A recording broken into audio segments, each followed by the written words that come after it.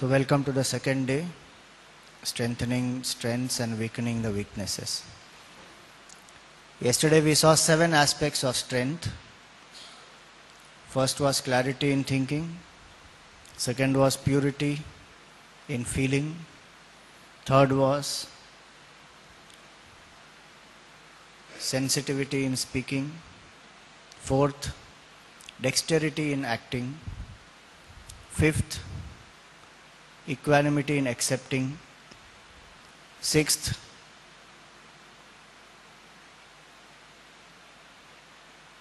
anyone?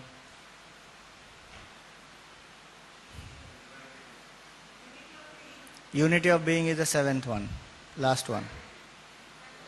Equanimity in accepting, that we said. Sensitivity in speaking, dexterity in acting, positivity in perceiving through the senses.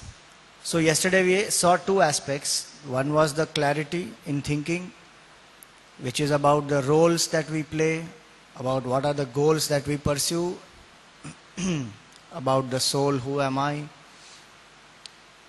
and then also about what is right and wrong, how to take a decision. We just touched upon some of these. And in purity we have seen this, that to invoke love in one's heart helps one to overcome that selfishness, and that love has tremendous amount of strength. Today we move on to the 3rd aspect, which is positivity in perceiving. Through our senses, what we perceive, what we see, hear, taste, smell and touch, that constitutes our thoughts. Especially what we see and what we hear.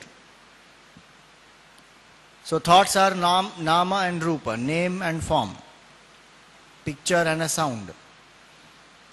And whatever we see and hear impacts the mind the maximum.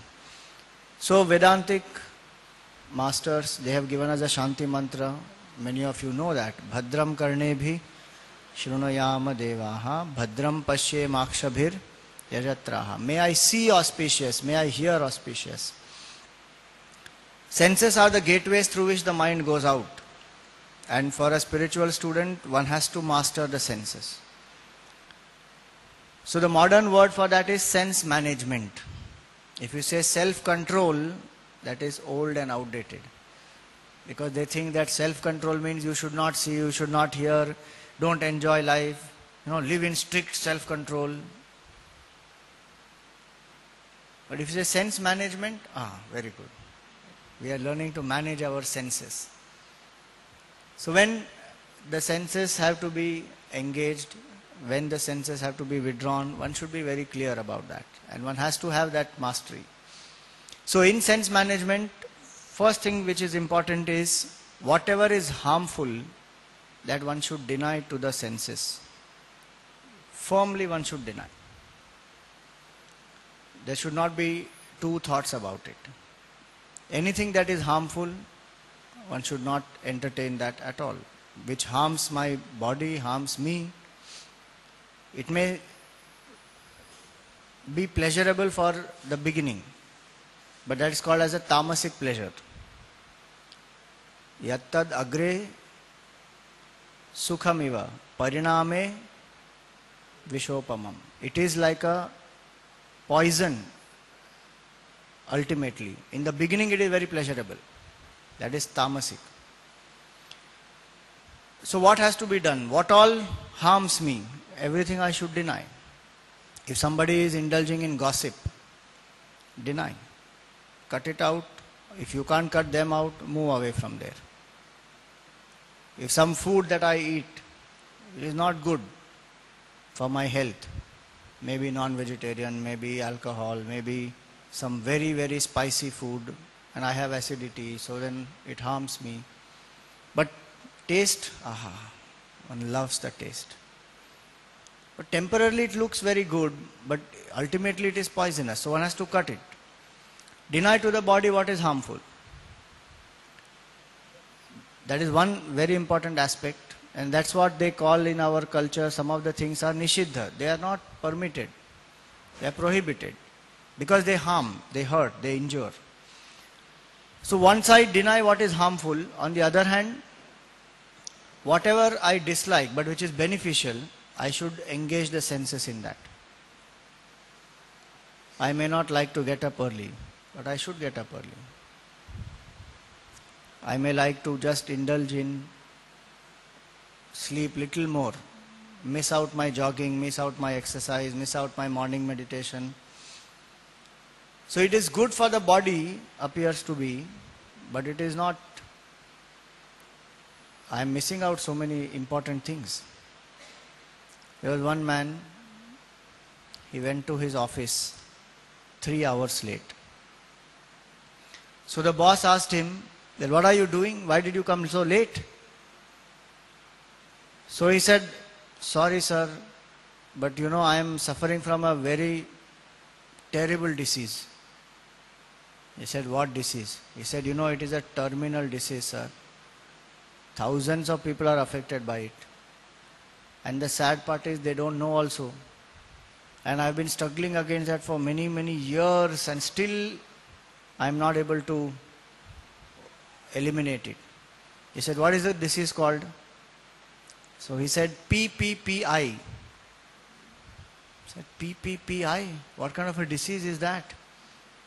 He said, that disease is physical, physiological, psychological inertia. That is the disease. Which means sleep. That I am affected by sleep. Total inertia, tamas. So what is beneficial, but what I dislike, I have to train my senses to do that. Then raga and dvesha, attachment and aversion, likes and dislikes, strong likes and dislikes can be neutralized. A person who is a victim of strong likes and dislikes cannot attain peace. In the Gita, Bhagavan says, raga and dvesha, they are daylight robbers.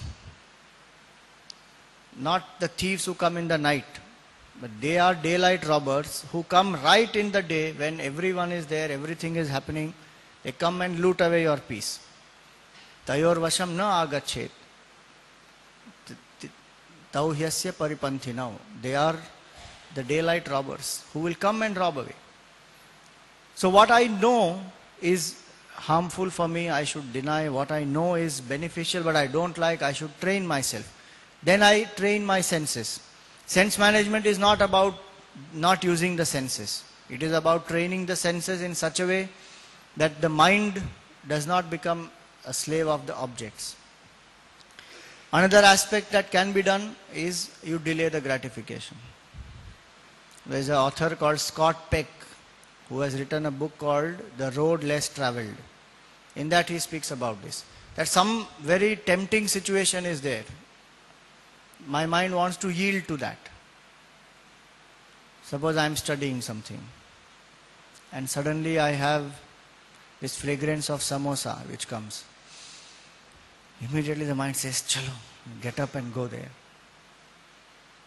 But you delay the gratification. You say, no, 20 more minutes, I will finish this portion, then I will go. And the chances are that when you again put back your mind there and you start studying, you may even forget that there was one samosa which was there. So if one can delay the gratification a little bit, so many times it happens, right? In sleep, we are not able to,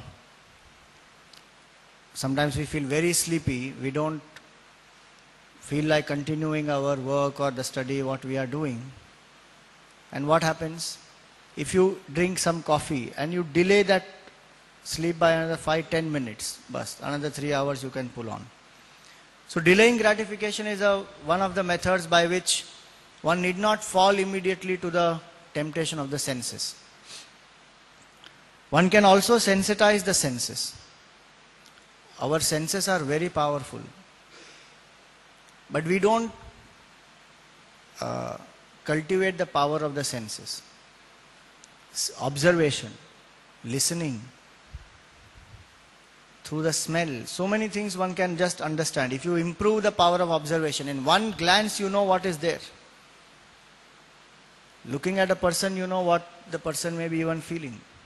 If the power of observation is so strong, if I am able to bring my senses and my mind into the present fully, taste. So many times we don't know what we are eating also. We are just seeing the television and gobbling away something. We don't know what is the ingredients which are mixed. So we have not developed our senses. In our youth camp, one place we did that. We made an item, we made a laddu. It's some 50 items in that. And we told people, list down as many items as you can. Not more than 10 items people could identify. Because they don't pay attention when they eat. So they don't know only what ingredients have gone into it. Even when they are eating it, can't make out. After one whole list was shown to them, these are all the 50 items which were there. Many were surprised because they are not even aware of those things which have gone in. So sensitize the senses. More I sensitize the senses, develop the power of observation. Speaking, how many of us use the power of speech and cultivate the power of speech? We will come to that. So sensitize each of the senses, observation, listening.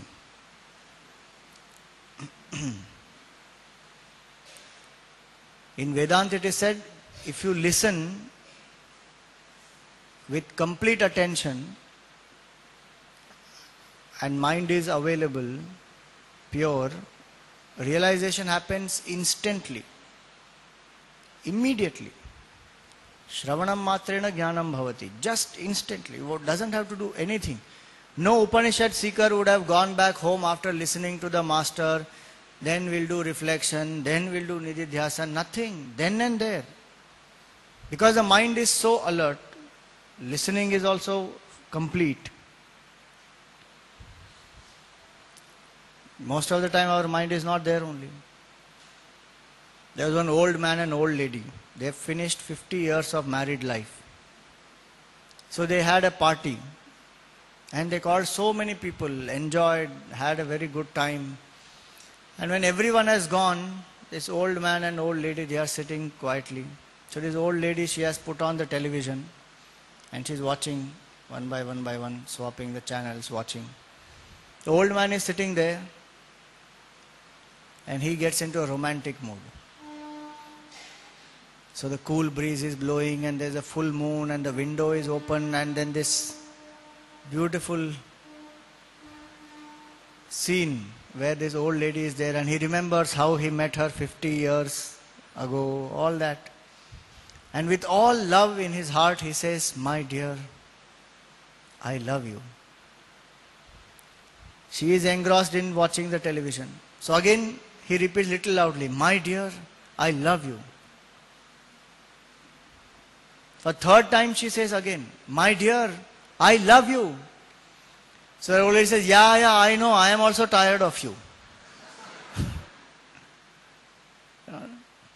What is he trying to say? What is she listening? Most of the time in communication, in relationship, that is what keeps happening. So sensitize the senses. One important aspect in managing the senses is we should know sattvic ways of relaxing and unwinding. Because when we do a lot of work, when we are tired, when we are exhausted, we want to relax and unwind. What typically happens is we choose Rajasic and Tamasic methods. Even to celebrate, just imagine what is celebration. If there is some great achievement that has happened, what do I choose to celebrate? Champagne. Open. Drink something, become dull, bored, tamasic, fall down. Rajasic and tamasic ways of enjoyment, no doubt whoever wants to enjoy can enjoy, but senses get drained in that. There are sattvic ways of unwinding and enjoyment, where one can do it lovingly, peacefully, where the senses get energized, maybe nice music one can listen to, watch something creative. So many things can be done. Cultivate a hobby. So if I learn sattvic ways of enjoyment and unwinding, even food, many of these doctors will tell you, when there is hunger pang, what do we want to eat? If you bring a nice bowl of apple, anybody will eat? I want chips, pav bhaji, sev puri, something, because hunger pang is there and I need something to eat which has to please my senses. That time you bring sattvic food, oatmeal you bring that time. Hot oats. One will not like. Why? Because the taste has not been cultivated. One has not cultivated sattvic ways of enjoyment. So if I cultivate sattvic ways of enjoyment and unwinding, these are ways by which senses can be managed very well. There are many ways the Gita gives. I am just giving you a few of them. Balance and moderation. Yuktahara viharasya. No extremes. If you see modern life, one of the biggest causes of stress is entire lifestyle is in the extremes. 6 days a week, work. 7th day, sleep. Because what to do? Sleep debt is so high. So no balance between work and sleep. In exercise there is no balance. I don't do exercise, sedentary lifestyle. In speaking there is no balance. Eating there is no balance. And after one lives such an imbalanced life, one gets some heart problem, cholesterol, diabetes, this, that. And then you go to the doctor. And what will the doctor give you? A great piece of advice. Sir, you need to make a lifestyle change. You know your lifestyle is imbalanced. So there is a saying that man spends half of his life. How he spends? First half of his life, he spends his health to gain the wealth. And the rest half of his life, he spends the wealth to gain the health. So Gita says, why don't you live in balance? Yuktahara viharasya, yukta cheshtasya karmasu, yukta swapnava bodhasya. Even in sleep one needs balance. Even in spiritual practice one needs balance. Yukta swapnava bodhasya. Yogo bhavati dukkhaha. That yoga will destroy a lot of stress.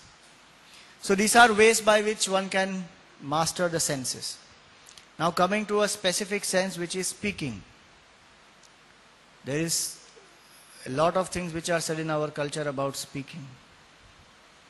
First and foremost is one should speak verified facts. Pramana bhutam vakyam bruyat. Not assumptions. Many rumors they catch on because nobody verifies the facts. Just think about it. Classical examples. If Kaikeyi had actually verified the fact, Ramayana would not have happened only. Mantra instigated her that when Bharat is away, Ram is going to be made the king very quickly, and Dashrath has a very malicious plan in his mind, and he is sidelining you and what not, and she just came under that entire assumption. So assumptions, in fact, psychology tells us that many relationships are ruined purely because of assumptions, not because of facts. Psychology of a man is different from psychology of a woman in some cases.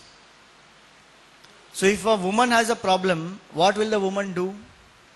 She will express. She will start talking. She will tell. And thus, what will man start doing? Immediately, man will start giving solution. Do this, your problem will be solved. And the woman feels, am I a fool? As though I didn't know this solution. Why is he giving me solutions? I just want him to listen. And when a man has a problem, what he will do? He will not talk. He will keep quiet. And he will think about the solution by himself. He will not share.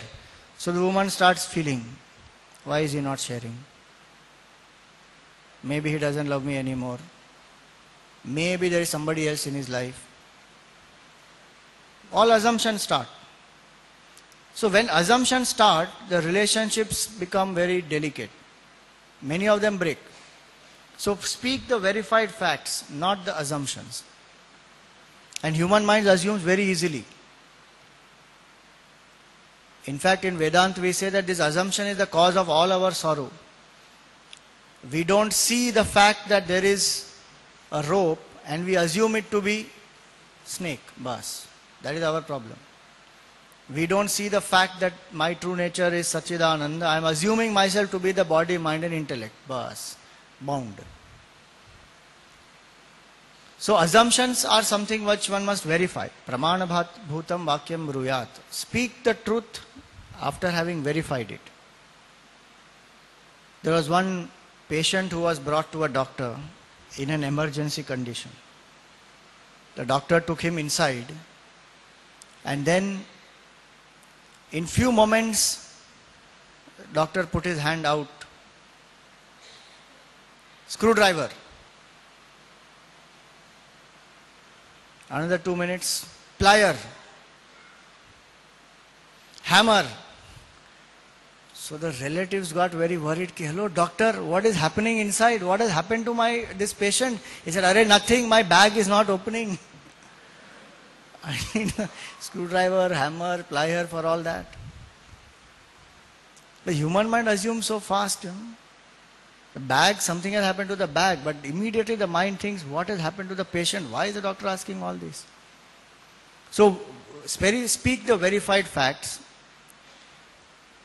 In the Gita 17th chapter it is said, Anudvega karam vakyam. Speak the words which don't agitate anybody. Even if the truth has to be spoken, it should be spoken in a way in which it will not agitate. I have to think many times before even I present it. If one says that, no, I am not like that, Swamiji. I am a very honest person and I tell the truth bluntly. I don't care whether the other person likes it or not. That is irresponsible behavior. Suppose somebody does that same thing to us, what will we say? How rude. So one has to speak, but speak in such a way that it doesn't agitate somebody.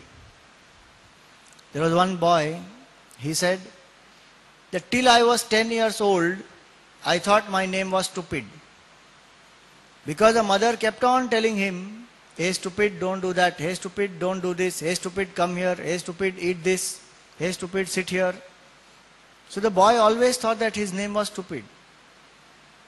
So when we speak, we have to use the vocabulary very carefully. Choose the vocabulary. Again in the Ramayana, Bhagavan gives us such a nice, in whole Ramayana, there are lots of examples of Bhagavan Ram. Famous one is when he tells his mother that he has to go for exile. He doesn't go and say, okay, look, how is your husband? He promised me the kingdom and now he is sending me to exile. He could have said that, if that is the way. If it was a modern drama, it would have been like that. And one blaring music and then 4 or 5 angles the same thing will be shown. And it will be like a drama. Nothing. He went peacefully and he said, Pita dinu mohe kanana raju. My father has given me the kingdom of the forest. What a way to put the truth without agitating the mind. He has to go to forest for 14 years, but the way he chose to speak that my father has given me the kingdom of the forest. So one should speak the truth, speak it lovingly, speak it for the benefit. If there is a truth which is not going to benefit, it need not even be spoken. And sometimes it can even happen that you don't even need to speak that. And if it happens that sometimes you may even have to tell lies. Shastra says it doesn't matter, you say. Suppose there is a patient and you have to tell the patient the truth that you have only 3 days in hand. And the patient can't take it. The doctor need not even say. Because in the interest of the patient it is. So it is the truth. You may say it lovingly also, but it is not going to benefit. If it is going to make the patient collapse then and there, why should you say? You should not say. So speak the truth, speak it lovingly, speak it for the benefit, choosing the appropriate vocabulary. And very important, speak measured words. Satyam vada, priyam vada, hitam vada. And 4th one is mitam vada. Let's speak measured words. Not elaborate. Sometimes it goes on. In question answer session, Gurudev, Swami Chinmayanand used to tell people, you write the question and give. Because sometimes when somebody gets up and asks a question, we don't know what is the question. He is going round and round and round. Sometimes we don't know whether he is asking a question or he is just sharing his opinion. So speak the measured words. And it's an art to speak. You know, when we go through Vedanta training for 2 years in Sandipani, then one of the exercises we have to do after 1 year passes, we have gone through certain amount of training, then we have to do public speaking. So in public speaking, in the beginning, we are given only 3 minutes to talk on one verse. Only 3 minutes. In that 3 minutes, you have to finish explaining the whole verse. So if you have to talk for 3 minutes only, one has to be very clear what has to be spoken in those 3 minutes. The essence of that verse has to come out in that 3 minutes. And very difficult it is. You can speak on a verse for 15 minutes, 20 minutes. That is easy. But I have to choose in 3 minutes what has to be spoken. Exactly in 3 minutes you should cover the entire verse in such a way that you have explained it and the opposite person has understood. Both. Otherwise I can explain in 3 minutes but no guarantee the opposite person has understood it. So one has to think so much. And in 3 minutes, measured way, just speak. So Satyam, Hitam, Priyam, Mitam. How do we do that? One is the literature that we read must be the good literature. That makes my vocabulary. The conversation that I have, consciously interact with people who are having good ways of expression. So in the 17th chapter in the Gita, Bhagavan says, Swadhyaya abhyasanam chaiva vangmayam tapa uchyate. So Swadhyaya is that when we study, we improve our literature, improve our vocabulary, read Sat, what we say, read that which is positive, noble, inspiring literature, and chant the name of the Lord to purify the speech. So when we do that, how do we purify the speech otherwise? We take bath for the body, but for speech, what do we do? To purify the speech, Namasmaran is the best. Take the name of the Lord. So this is about speaking. Now we come to acting. In our actions, how do we strengthen? What needs to be strengthened in our actions is alertness, promptness, efficiency. In Gita we call it as Daksha. Daksha means one who is efficient and alert. Very prompt. And Kaushal. Yoga karmasu kaushalam. Kushalta. How to do a job with minimum expenditure of energy, minimum wastage of energy. So conserving the energy, I can work. That can happen when I have a higher goal in life. And I am so inspired by that goal that I am not worried about the regret, about the anxiety, about the tension. I just focus on the present, fully absorbed in that work, I act. So when that love for that work is there and it is dedicated to a higher purpose, that every action becomes karma yoga. Many people think that just to act is karma yoga. So they will say, Swamiji, you know, my husband is a great karma yogi. I come to all satsangs, but he lives what is taught in the Gita. He is a karma yogi. What does he do? He meticulously he works. 18 hours a day he works. Just because one works, one doesn't become a karma yogi. If that work is dedicated to Bhagavan, with the Ishwar Arpana Buddhi when it is done, then it becomes karma yoga. The work unites me with the Lord. So every work that I do, if I am taking care of my house as a homemaker, that doesn't make me a karma yogi. That is my duty, obligatory duty. But if I do that same work with the understanding that I am doing this as my dedication to the Lord placed me here and let me do this as my offering, that is karma yoga. So in dexterity in acting, when I focus in the present and I dedicate the work to the higher purpose, then I do work with the bhavana of karma yoga. and I am able to bring my mind where my hands are. That single pointedness, ekagrata, is very important. In the Gita it is said, those people whose minds are divided, dissipated, bahushakha hyanantascha buddhayo avyavasayinam. Their minds are divided, dissipated, indulging in so many different things. Samadhau na vidhiyate. They will not attain absorption. They cannot experience the state of samadhi. So especially for a spiritual student, what is important is to focus completely in the present while doing the work. So if I am talking, I just talk. If I am listening, I just listen. If I am writing something, I just write. 100% one has to be there. This multitasking is a big myth. For a spiritual student especially, it is not very good to make it as a lifestyle. Why? Psychological research proves that 1 hour of focused work is equal to 3 hours of multitasking. And if we do multitasking, our mind is one and the same. So when I am sitting in meditation, the same mind which is used to multitasking in work, in meditation also it will do multitasking. So one part of the mind is chanting the mantra Om Namah Shivaya, Om Namah Shivaya, Om Namah Shivaya. Another part is in London. Third part is somewhere else. Fourth part is enjoying some nice ice cream. Multitasking it will do. So dexterity in acting comes when I start doing what I have to do with single pointed attention. I love what I really do. Bas.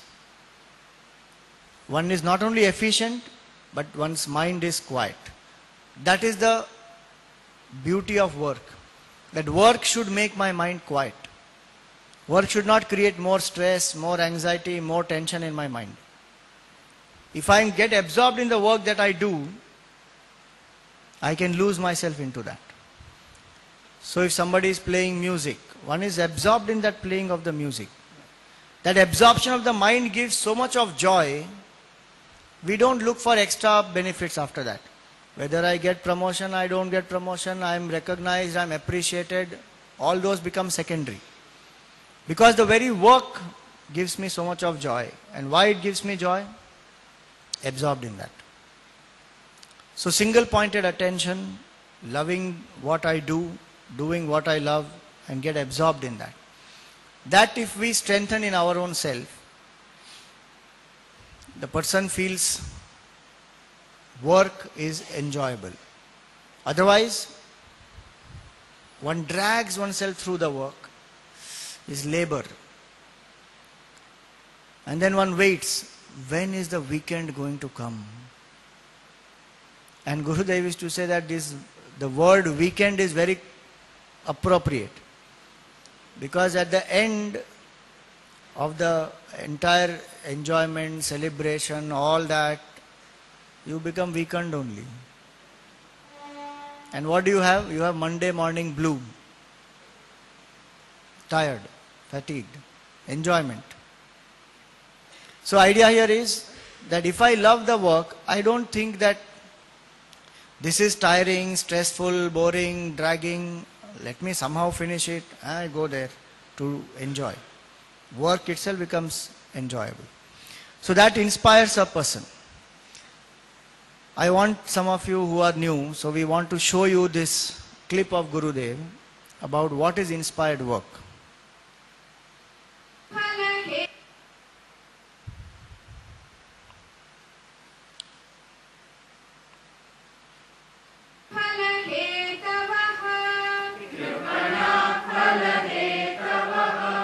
Durena, by far. He indeed, avaram, lower karma. You are sweating and toiling and your actions. Your selfish actions, prompted by your ego and egocentric selfish desires, in which the millions are sweating and toiling from morning till evening. That karma It is only prompted by instincts and impulses. It is like animals suffering or running about. It is pure labor. It is not the man of achievement. Mere laborers. Durena, by far lesser, is this unnecessary sweating and toiling in the world outside, complaining of the tension, stress and strain of life. That is not real work. Work is inspired work,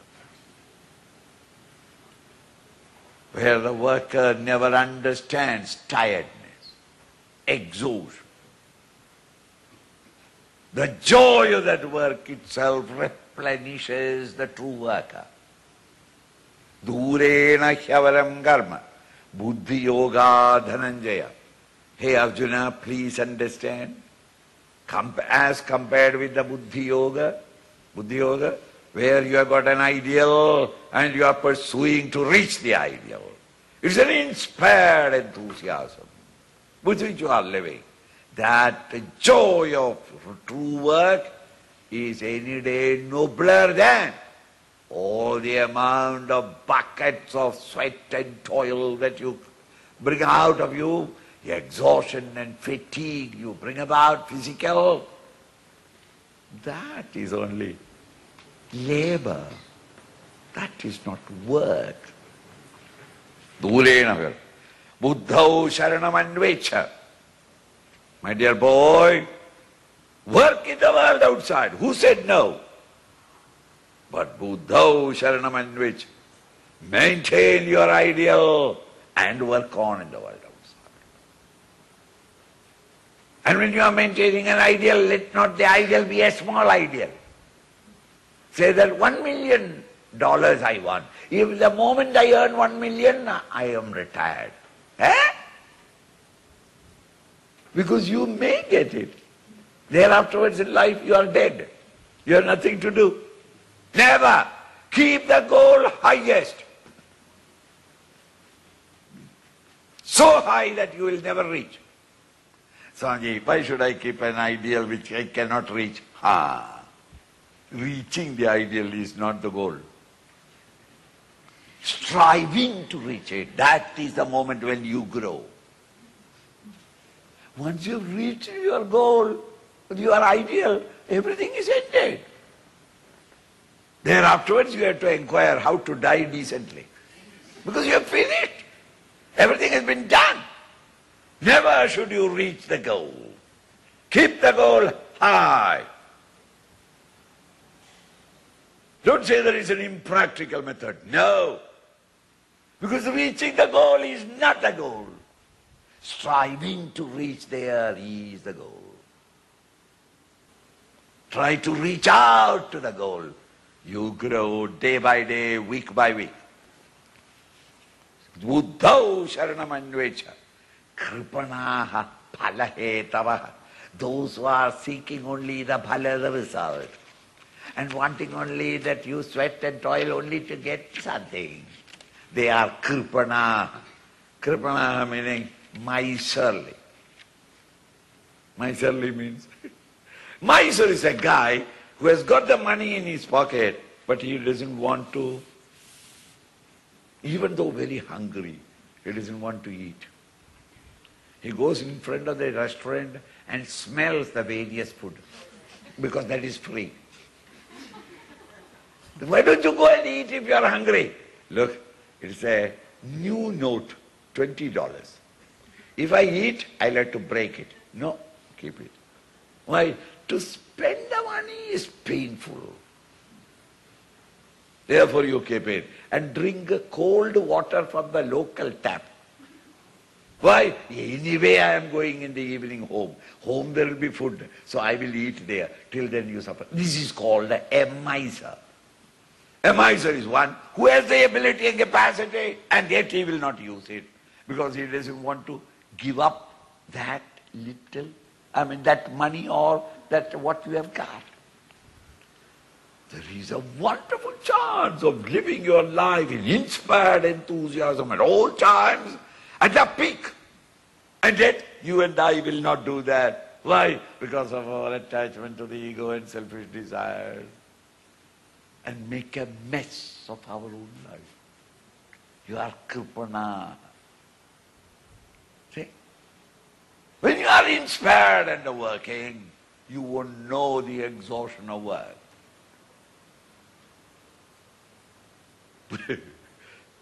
Doctors will have to take ECG to understand whether I am overstrained or not. You ask me, I am never overstrained. Why? I am inspired in this work that I am doing. Anybody who is inspired, they don't care about the worries and anxieties. In our own homes, when there is a marriage, the ladies work day and night and day with over enthusiasm. And when the marriage is over and the girl has walked away, you find everybody collapsing in wherever they are standing. For 3 days they won't get up from there. Neighbors will have to come and feed them. How is it that at 8 a.m. you collapse? But till 8 a.m. you are all enthusiastic. That is because the shadi, the marriage, and that girl has now gone.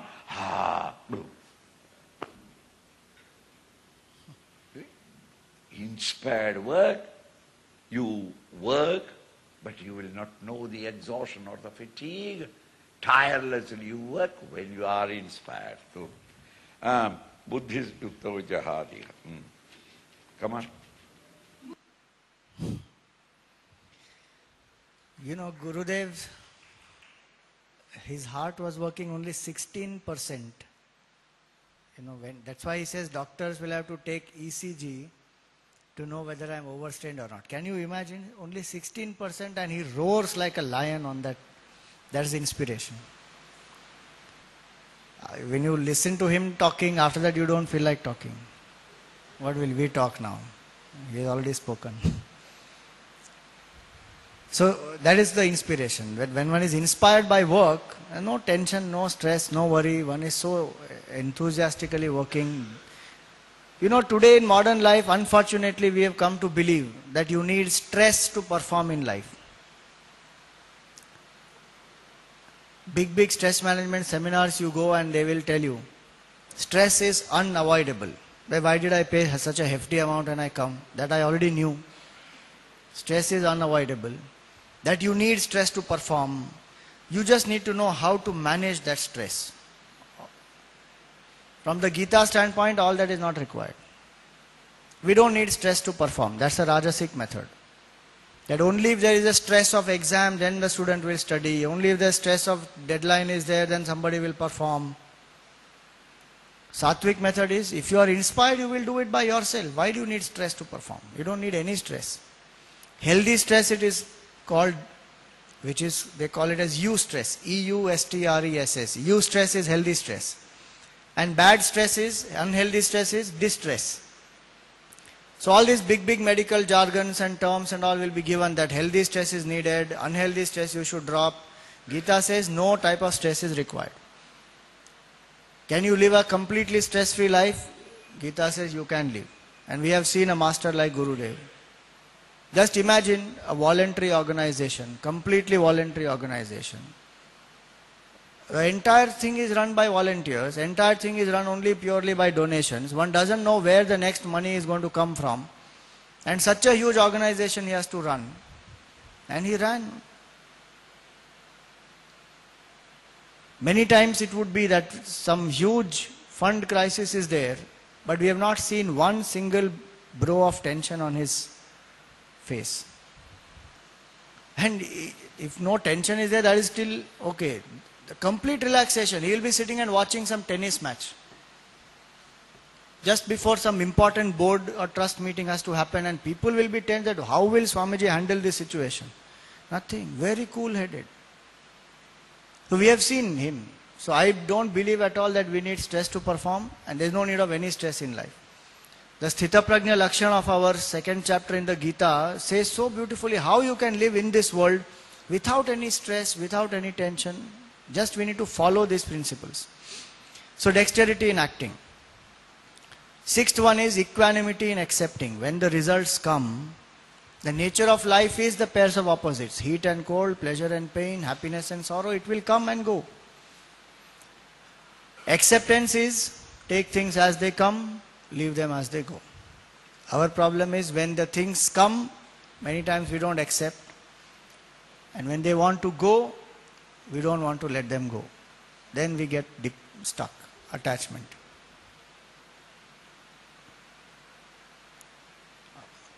This is in Subhashit language, this is said, Agate swagatam kuryat, gachantam na nivarayet. We apply this very well with guests. Welcome the guest, and when the guest is going, go. But apply that with every situation in life. Whatever comes, can I say that, okay, I can accept this as it is. Conflict comes in our life not because of the situation. Conflict, disturbance, agitation is not because of the situation. It is because of non-acceptance of the situation. So if I can accept, okay, this is the situation now, then I don't waste my energy. I learn how to deal with it instantly. Because anyway I have to deal with it. The best part is, after all fretting and fuming, I have to anyway accept it and deal with it. Why do I have to do that then, fretting and fuming for nothing? So don't insist and resist is what the Gita's second chapter tells us. Don't insist and resist. You expect and accept. There may be an expectation that I must achieve this, I must achieve that, this is how I should be treated. Naturally, there will be some expectations. Even Bhagwan himself had expectation. Many people say that Gita says have no expectation. It is very unrealistic, impractical philosophy. Gita doesn't say that have no expectation. Gita says don't insist on that expectation. Bhagwan himself had an expectation that dharma has to be protected. He did not say, Arjun, doesn't matter, you want to fight, you fight, don't want to fight, don't fight, it's okay. I am not insistent on anything, Chalo, jo karna hai karo. He ensured that dharma has to be protected. That's the objective. Peace treaty has to be done. He went there expecting peace. And he did his best towards it. But when nothing happened, he accepted it. He said, fine, I have done everything. Now I accept. If this is what it is, let the war happen. So, expectation may be there, but the acceptance of that situation has to also be there with it. That is called prasada buddhi. So this acceptance is not out of any complacency that I have no other choice, so chalo now accept it. No, it is out of maturity, out of the understanding that some reasoning is there behind this. Why this has come to me right now, there is some reasoning behind it. I don't know that reason. So let me accept it. This has come now. So one who learns to accept it, lots of choices open up for that person. What to do after that. Otherwise one keeps on fighting with that situation. Many people lose so much of time, energy, even some relationships they sacrifice only because they can't accept the situation as it is, the person as it is. And so one keeps brooding that why this happened to me. If I accept, I don't ask why, I only ask how. How do I face now? This has come, what do I do?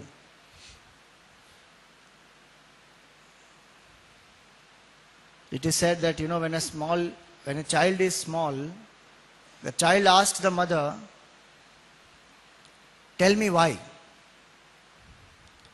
So the child asks, tell me why these plants are growing, tell me why the rain is happening, tell me why the sun is moving, tell me why the birds are flying, tell me why, tell me why, tell me why. The whole series of books also tell me why. When the child grows up, becomes a teenager, the teenager says, why tell me? Mom, don't tell me anything. I know everything. So the child says, tell me why. Teenager says, why tell me?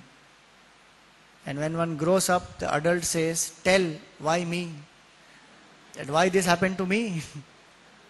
I didn't expect this, but this happened. Tell, why me? What wrong did I do? I am such a good person, yet this happened to me. So don't ask why me. If you say, don't ask why me, if you think about it, in science do they have an answer for why? To a certain extent only they will have. After that, no answer. Why is the speed of light a certain number? No idea. Why is gravity a certain number? No idea. Science also cannot answer why. That's why in Vedanta we never ask why. You just ask how. The rope is being seen as a snake. Now why the rope is being seen as a snake? Don't ask. Why did Bhagavan create the world? One place Gurudev was asked by a person, why did God create the world? Gurudev said, go and ask God. How do I know? He said, well, how to meet God? He said, that I can tell you, come. That the knowledge of the Gita is there, that I will give you. But why God created the world, how do I know? So don't ask why. Acceptance of the situation is a prasada buddhi. That this has come now, Bhagavan's prasad. Now let me accept it. Then I can see what I can do about it. It is not to accept and become lazy, become complacent, okay, now what else? There are lots of things which I can do, I should just do. So these are 6 aspects. All these 6 aspects, clarity in thinking, purity in feeling, positivity in perceiving, dexterity in acting, sensitivity in speaking, equanimity in accepting. These 6 aspects are to be strengthened in our life. The mind which is so empowered, such a mind and intellect can inquire into who I am truly and come to the 7th aspect, which is unity in being. Vedanta says the root cause of all our sorrow is that I don't know who I am truly, and I have misunderstood myself to be this limited individual. And now that I think I am this, then the world is separate from me, God is separate from me, and I have all types of insecurities, fears, sorrows, desires, everything.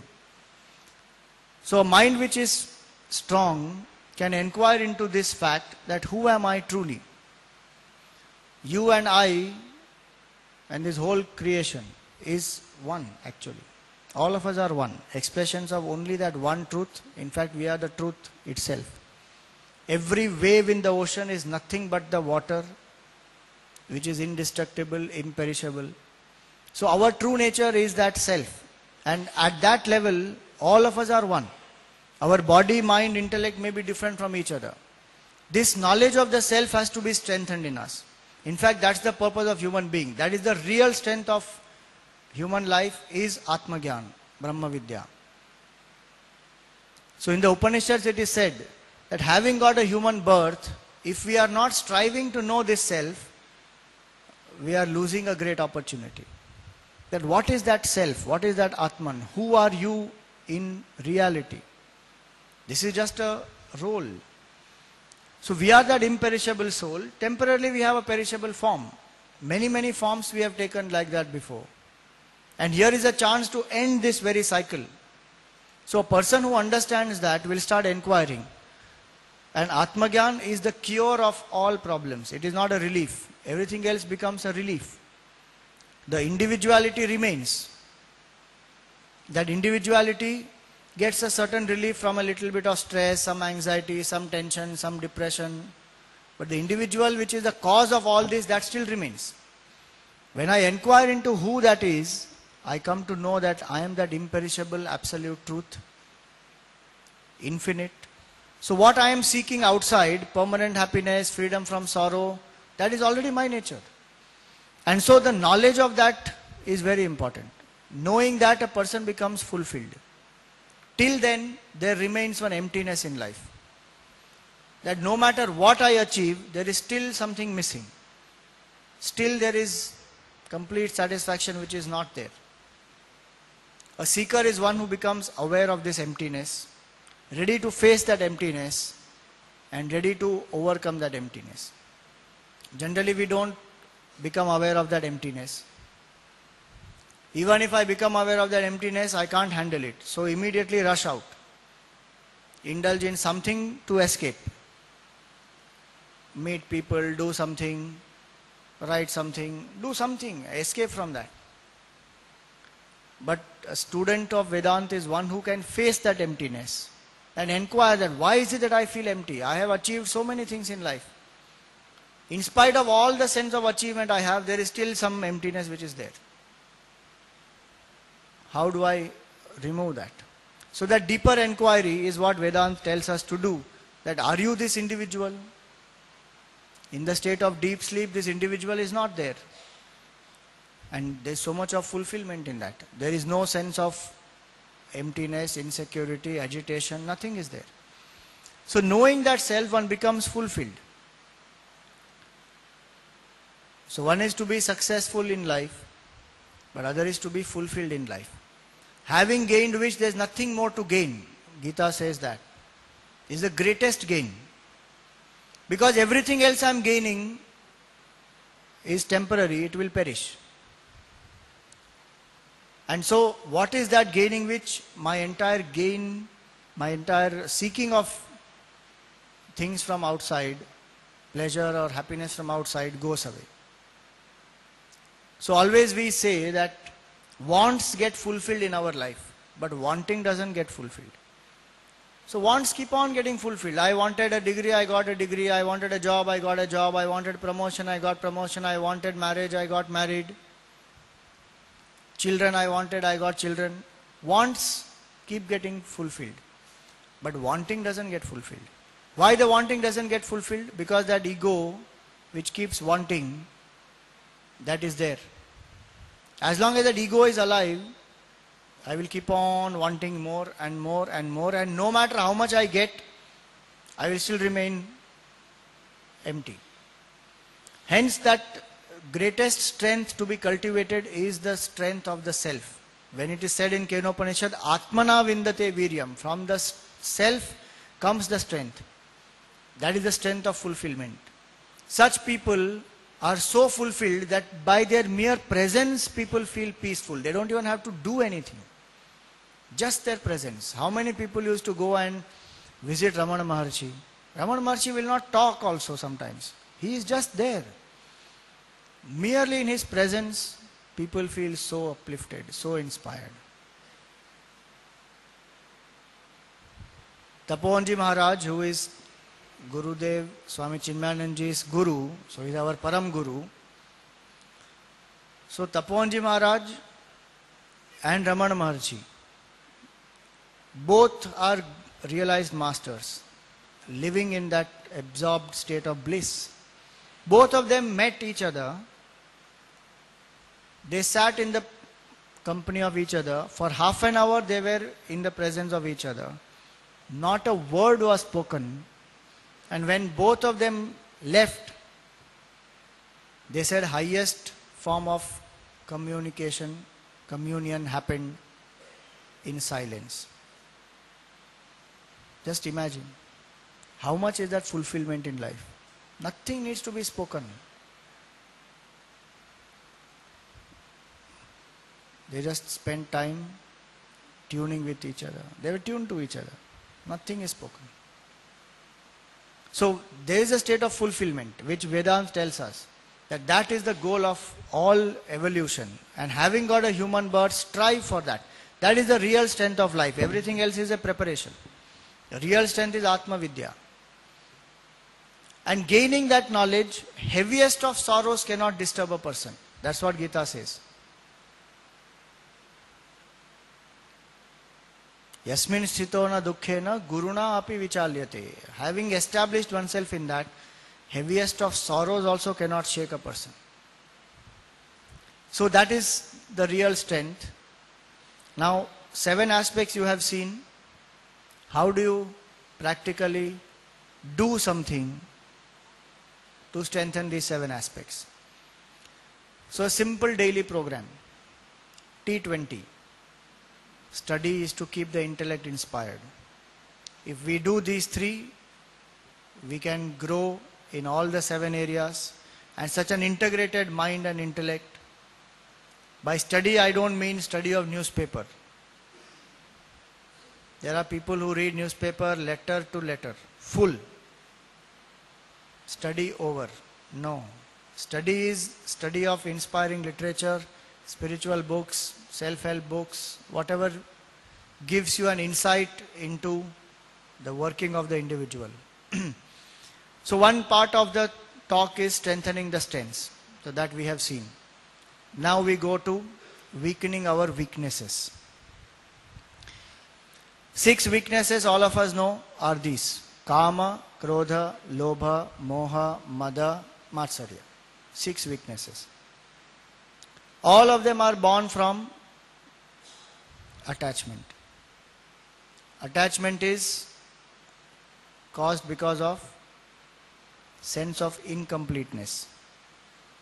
When I have a sense of incompleteness, I want to become complete. That is called a desire. And that desire, slowly I become attached. So idea here is that attachment comes to us because we need something to make ourselves complete. And then that attachment is born because of ego. What is ego? Ego is identifying with the body, mind, intellect. That is called as ego. Ego, by ego we don't mean here superiority complex. Some people say he has a bloated ego. Here ego means sense of identifying with the body. That I am this. The moment I identify with this, I feel incomplete. Then I have desire, I have attachment. All the 6. In fact, these above 6 are the attachments of attachment. So if attachment is there in my life, these 6 attachments it will bring with itself. Bhagavan created this much before human being even thought. Buy 1, get 6 free. Human being thinks he created it. Buy 1, get 1 free. No, Bhagavan created before only. You buy one thing, you get attached, bas, all the 6 will come with that. You don't have to ask. They will just follow. Uninvited, come. So ego, the sense of identification, gives attachment, gives rise to all the 6. Now interesting thing is, in overcoming weaknesses, you can't overcome only one by one. You may try that and it will help for some time. But by the time you overcome one, another will rise up. You try another one, third one will rise up. There is a beautiful symbolism of Lord Krishna who was dancing on that Kaliya's hood. The moment he dances on one hood, the other hood will come up. Then he goes on to the other one. Then again he goes on to this one. Finally what he does, he takes that tail of that Kaliya and he holds it in such a sturdy way that this fellow doesn't have capacity now to raise his hood anymore. So you go to the root cause, eliminate that attachment, the other 6 of them will fall by itself. One interesting analysis of these 6 things is that all these 6 emotions, all these 6 weaknesses are nothing but the positive ones distorted. So yesterday we spoke about it, that mind does not know what not to do. Mind only knows what to do. So I can't overcome anger by saying don't get angry. But I can overcome anger by understanding that anger is nothing but a determination to achieve something misdirected. Passion is nothing but love directed towards the body. Greed is nothing but desire to grow directed towards uncontrolled growth. So there is greed. Delusion is nothing but lack of clarity. I don't see something as it is, then I see something else there. Intoxication is pride. Intoxicated about wealth. So I am so proud, I am such a wealthy man. I came into this city with 25 paisa and nobody accepted me in this city. But today I am a multi-billionaire.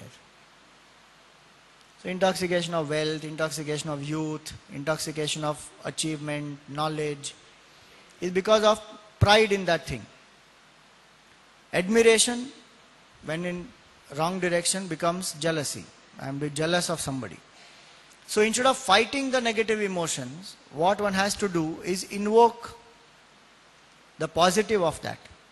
So the more selflessness I invoke, more true love I invoke. More compassion I invoke, anger goes down. Contentment I invoke, greed goes down. I don't have to fight any of the negative emotions. It is the same thing in a different direction. So I have to only redirect them again and again. So I am not going to take these 6 one by one. We will handle the cause, which is attachment. And with attachment, 2 major ones which come together, which the Gita says, the beautiful expression in the Gita is, a man of perfection is one who has overcome these 3 aspects. Raga, Bhaya, Krodha. So the expression there is Vita, Raga, Bhaya, Krodha. So one who has overcome attachment, fear, anger. So these are the 3 which we will deal with. Attachment, fear and anger. If you reduce these 3 and eliminate them, the rest of them will just disappear. So what is attachment? Simple. Relying on things, people and situations psychologically for my happiness. That is called attachment. That I depend on them for my happiness. Without them, I feel miserable. I feel incomplete. And everyone has attachments in one's life. What is important is to know that attachment is harmful. And it needs to be eliminated. In computer also, virus comes through what? Attachment. Email attachment is there, virus will come. So in a machine also attachment creates a problem. What to talk about human being? Lots of problems it will create. So now, what happens in attachment? We create an equation. Attachment is a pattern. It's a repetitive pattern of the mind. These are the equations we create. I plus object is equal to happiness. This is called attachment. So all the equations are like this. I plus iPad is equal to happiness. I plus pizza is equal to enjoyment. I plus wealth is equal to security. I plus that girlfriend is equal to love. I plus this promotion is equal to success. I plus this success is equal to fulfillment. These are just a few samples. Each one of us are so creative, we form our own new equations and strengthen them. Some people will have I plus sleep is equal to happiness. And some people, they come to Vedant lecture only for that. Sleep. And when they come, by their mere presence, the speaker is tested. Because if you look at them, you feel very nervous. Arey, what a boring speech you are giving, this man has gone to sleep. So, they don't do anything. By their mere presence, they test. So different equations we form in our own mind. That I plus this is equal to happiness, I plus that is equal to style, I plus this is equal to security. And now once this equation is formed, I can't sit quietly after that. Because I have to get that. Because now that equation is in my head. That pushes me. So this I plus object is equal to happiness is what is attachment. But question is, why should I overcome attachment? Many people will say that. Why do I have to overcome attachment? Let it be there in my life. I am happy with that attachment. Even if it brings little sorrow, doesn't matter. It's a package deal. I am happy. It will bring sorrow also, happiness also, both it will bring. So temporary pleasure, after that some sorrow, doesn't matter. I am ready for that deal. Then why should I overcome? First and foremost, when I am attached, it prevents me from doing my duty and it removes my focus in life. Suppose I am attached to sleep. Can I do my duty towards myself? Can't do. Duryodhan and Dhritarashtra. Dhritarashtra was attached to Duryodhan. Could he do his duty? Could not do. The moment I get attached, somewhere or the other I will compromise from my duty. We may be intelligent enough not to allow our main duty to be affected, but somewhere else it will definitely affect. And the greater the attachment, the stronger the attachment, focus we lose very easily. Because the attachment will occupy, because it's a pattern, it's a repetitive pattern. Now that goes on and on and on in the mind, then I can't focus on what I have to do. Attachment and sorrow are directly proportional to each other. The higher the attachment, greater is the sorrow. Sorrow comes to us not because of the things or people, but it comes mainly because of our attachment. There was one person, old man, he was crying inconsolably. Everybody is trying to pacify him, but he is just not getting pacified. Finally, when his son comes back, the son finds out, here, what is happening here? He says, daddy is crying inconsolably, he is just crying. He says, what happened? And the father says, Arey beta, you don't know how much I have worked hard, how many sacrifices I have done this, I have done that, and we built such a huge empire, such a massive factory we built, and that factory, all my labor of so many decades is just gone for a waste, and look at this, the factory has caught fire. What is this? And the son just looks at the father and says, Daddy, don't you remember? Just 3 days ago we have sold the factory. The moment that daddy hears that, really? We sold the factory? Oh. Now what happened? The factory is still burnt. But it is not my factory. Somebody's factory is burnt. How does it matter? My factory is not burnt. That is called attachment. The moment that my comes into play, bas, all sorrow comes in life. So, if I want to be happy, I have to reduce my attachments. Sorrow is directly proportional to our attachment. We lose our freedom, we become dependent on that person, that thing, and what all dependencies we have, my God. When Gurudev used to conduct camps in Siddhabari, Siddhabari is our ashram in Himachal Pradesh, near Dharamshala. So we used to go as Balvihar kids, sometimes we have gone there. So people are attached and they learn the big things about detachment, and they are listening in the talk and everything, and they are attached. Attached to what, Attached to the pillar. So they have to go and lean on that pillar. So that is their place. So if somebody comes and sits there, he will say, get up, this is not your place, this is my place. What your place, my place? The ashram belongs to the whole place belongs to the ashram, but one is attached to the place. One is attached to one's own. One person was there, he was attached to his pillow. So he can't get sleep anywhere else. Because he is attached to that pillow, so he has to carry that pillow with him and go everywhere. Psychological attachments. Sometimes we get attached even at a functional level by habit. So if I don't get the coffee in the morning, gone. Whole day goes for a toss. Why? There's a conditioning in the mind. So when I get attached, I lose my freedom. I become very dependent. One becomes possessive in relationships.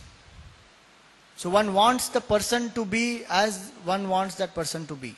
One can't give that space and that freedom, that individuality is not there. And so that possessiveness again ruins.